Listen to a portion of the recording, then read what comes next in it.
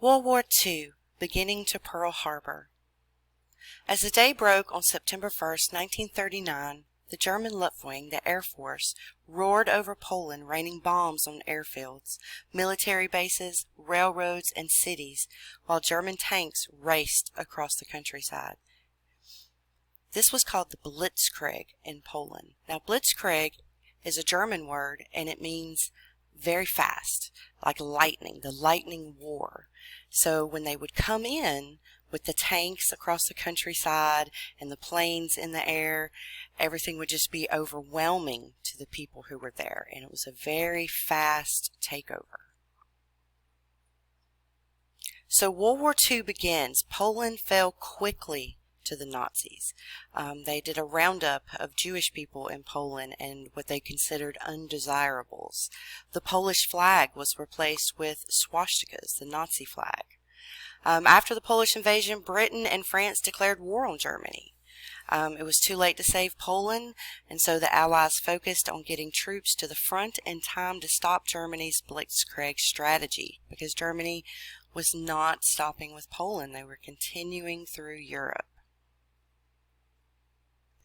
Hitler and Stalin roll through Europe. So while Hitler was blitzing Western Poland, Stalin was attacking the East. Stalin and Hitler had secretly agreed to divide Poland. And later in 1939, Stalin attacked and defeated Finland, while Hitler conquered Norway and Denmark. After occupying Poland, Stalin annexed the Baltic states of Estonia, Latvia, and Lithuania. Meanwhile, Hitler successfully attacked the Netherlands, Belgium, and Luxembourg.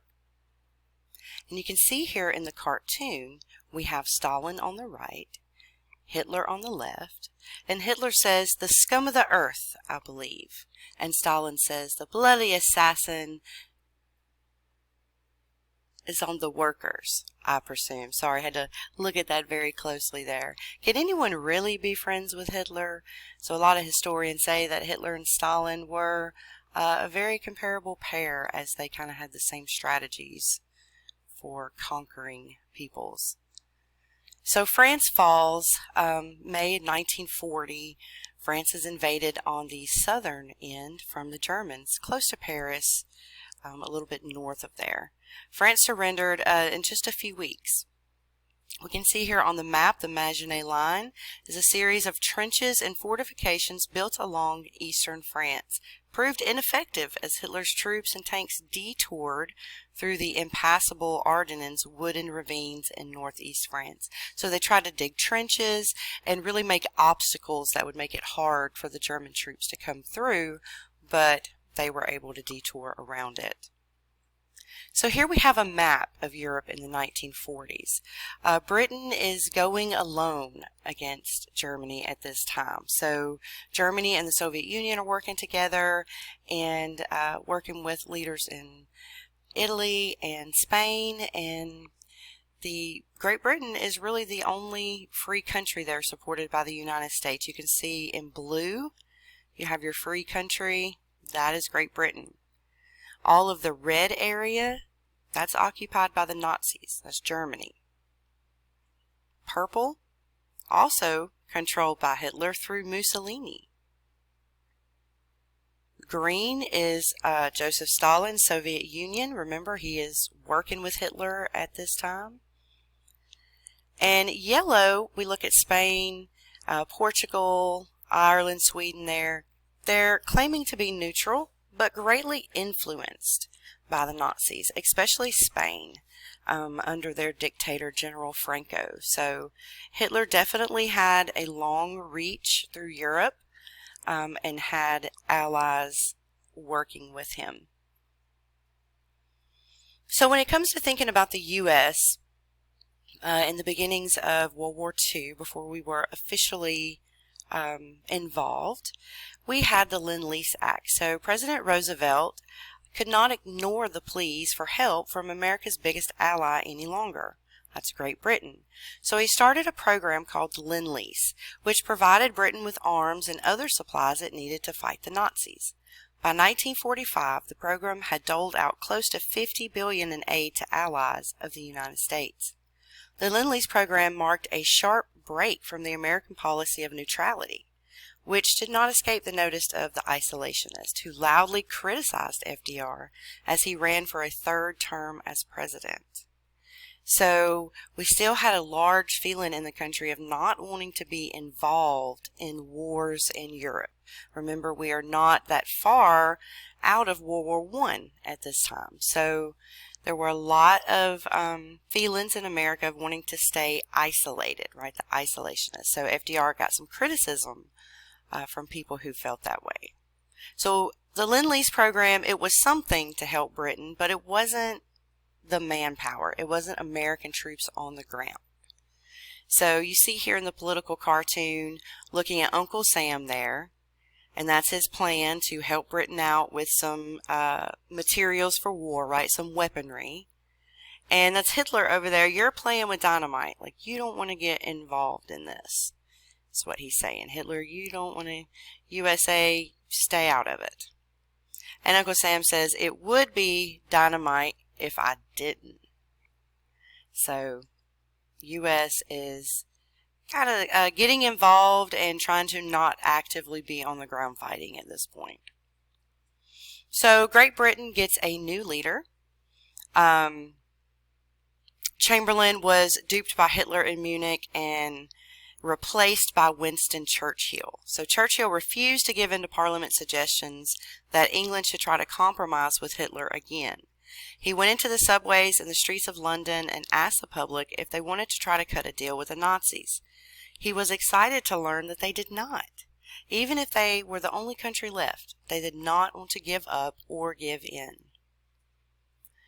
So Churchill went out into the streets, right, and he asked the public, what do you think? What do you want to do? And they wanted to fight. So here in green, and of course these are, that's a picture of Churchill beside it, we have a quote from Churchill. So he says, "We shall go on to the end. We shall fight in France. We shall fight on the seas and oceans. We shall fight with growing confidence and growing strength in the air. We shall defend our island, whatever the cost may be. We shall fight on the beaches. We shall fight on the landing grounds. We shall fight in the fields and in the streets. We shall fight in the hills. We will never surrender." So Chamberlain's saying, we're going to fight till the end. We're not giving up. And that leads us into what's called the Battle of Britain. So, not yet prepared to launch a sea campaign, Germany decides to go into the air, and they start an air attack in the summer of 1940 on the island of Great Britain. So the goal is to just bomb them until they give up. So every night for 2 solid months, bombers pounded British targets, airfields, military bases, and then cities. So British citizens, we can see in this picture, would actually go into subway tunnels at night to sleep, to protect themselves from the nightly bombings. But they still did not want to give up. So the Royal Air Force, alright, that's known as the RAF. So when you see that, know that's the Royal Air Force. That is Great Britain's Air Force. Fought back bravely with the help of a new device called radar. So with radar, British pilots could spot German planes in the darkness. The British Spitfire plane was instrumental in downing 175 Nazi planes on September 15, 1940. 6 weeks later, Hitler called off the attack on England. So in one single day, September 15th, the Royal Air Force took down 175 German airplanes. That's amazing. So you can see there the headline in the newspaper, 175 Nazi planes down, RAF triumphs in the biggest air battles of the war. So this is going to build morale for Great Britain. This is going to keep them, in the fighting spirit. Now, at the same time, the U.S. builds defense and offers more assistance. Due to the growing aggression of the Axis powers, right, that's our Germany, Soviet Union, Japan, the U.S. prepared for war by increasing spending on defense and reinstating the draft. All right, so increased spending on defense, they start building up weaponry, and now they're building up manpower by instating the draft. Roosevelt also persuaded Congress to pass a cash and carry provision that allowed Allied nations to buy U.S. arms and transport them in their own ships. All right, so we're trying to get weaponry across the ocean with this. So the U.S. is starting to prepare, and that is what really pulls us out of the Depression, right? The great arsenal of democracy. So if the U.S. is going to become an arsenal, they're going to have to start building weapons, right? Materials for war. So America is becoming a great arsenal of democracy, supplying weapons to fight for freedom, right? They're helping Great Britain fight against the Nazis. And so FDR wins again. And you can look here at the map. Green is for the states that FDR won the electoral vote, and red is for the Republican candidate Wilkie. So pretty much a landslide there. As you can see, there is lots of green on the map. So FDR remains in office, and the Axis powers rush to acquire natural resources. So they start moving into areas of Africa and India and Indonesia areas, and thinking about natural resources, you got to have oil, right? You got to have gasoline, diesel for your tanks and trucks. You've got to have different metals from the earth to make weaponry. So lots kind of a scramble. We need resources, right?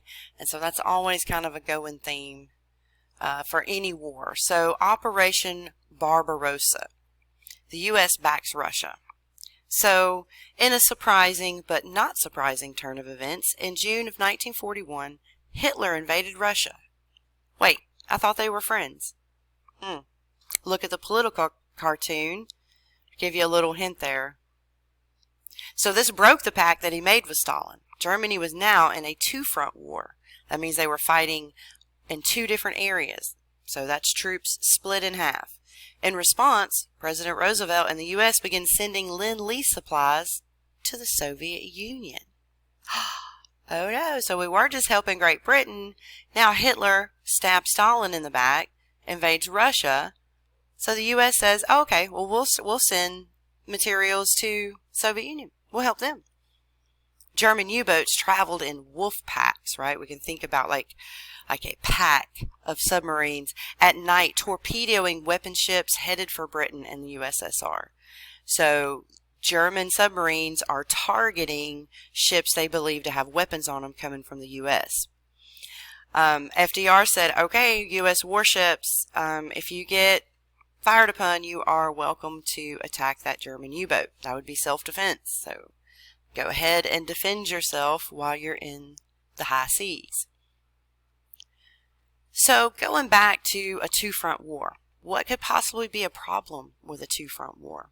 Well, if we take a look at the map here at World War II in Europe, 1939 to 1941, first of all, always make note of the legend. All right, our orange area, that's Axis powers, kind of where it originated. But if you have orange with green stripes, that's Axis control, meaning that they took that area over. Your purple is your neutral, maybe. We talked about Spain definitely having some ties with Hitler. And your green are your allies. Remember, there's more allies now. The Soviet Union is not working with Hitler anymore. Stalin is now working with Britain and the USA. So, two-front war. Look at the red arrows. These would be the directions that Hitler is sending tanks, trucks, and manpower. So think about the problem with a two-front war. Perhaps it would make you weaker in your attack because you wouldn't have all of your tanks, all of your planes, all of your manpower. So that could definitely be a problem, weakening Hitler's strength. And at the meantime, while this is going on, Japan is plotting against the USA. So after Japan continued its invasion of Indochina, Roosevelt imposed an oil embargo, something they desperately needed to continue their expansion. So an embargo is a stop to trade. The U.S. refuses to sell any oil to Japan, and Japan needed it. In October of 1941, General Tojo became the prime minister in Japan and wanted to stop at nothing to continue expanding the empire. While Americans focused on the looming threat from the Nazis, Japan prepared a surprise attack on the United States. This attack will kill 2,403 Americans and wound 1,178. This is the Japanese bombing in Honolulu, Hawaii of Pearl Harbor. Early on the morning of December 7, 1941, Japan bombed the largest American naval base, Pearl Harbor, Hawaii. The goal was for the U.S. naval fleet to take such a large hit that they could not recover, and Japan could continue to take over the Pacific. The surprise raid on Pearl Harbor by 180 Japanese planes sank or damaged 21 ships and 300 planes. The losses constituted more than the U.S. Navy had suffered in all of World War I. The next day, FDR addressed Congress. Yesterday, December 7th, 1941, is a day which will live in infamy. The United States declared war on Japan, who had already aligned with the Axis powers. In response, Germany declared war on the U.S. And to the left there, you can see the actual headline of the Japanese bombing of Pearl Harbor.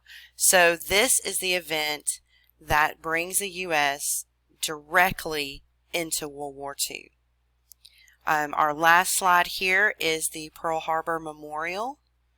I have actually been there. I was about 12 years old, and it is definitely a sombering sight. They give you leis and they ride you.